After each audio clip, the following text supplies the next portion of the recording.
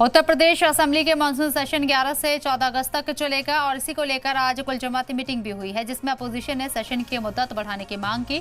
दलील दी कि जनता से जुड़े मुद्दे उठाने के लिए वक्त कम मिलेगा।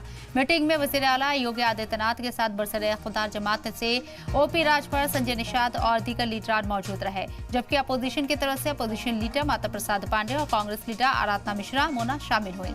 अपोजिशन का कहना है कि 4 दिन के सेशन में अहम मुद्दे छूट जाएंगे, इसलिए सेशन को बढ़ाना जरूरी है। माता प्रसाद पांडे ने कहा है कि सैलाब, स्कूल मर्जर, कानून व्यवस्था और बेरोजगारी जैसे मुद्दों पर तफसील से चर्चा होनी चाहिए।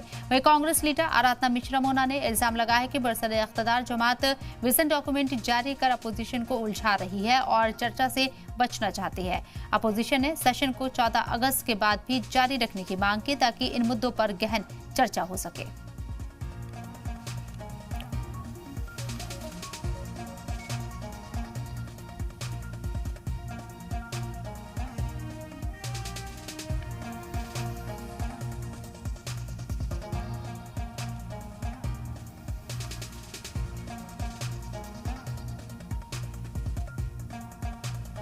तो असेंबली का सेशन शुरू होने वाला है और उससे पहले कुल जमाती मीटिंग बुलाई गई थी, जिसमें तमाम बातें रखी गई। अपोजिशन के जरिए सेशन की मुद्दत को बढ़ाने की मांग की गई है, क्योंकि 4 दिन में जो मुद्दे अपोजिशन यहां डिस्कस करना चाहता है वो टाइम जो है कम पड़ेगा। ऐसे में डिटेल में चर्चा करने के लिए सेशन की जो म्याद है, जो वक्त है, वो बढ़ाया जाना चाहिए। ये मुतालबा अपोजिशन करता हुआ नजर आया।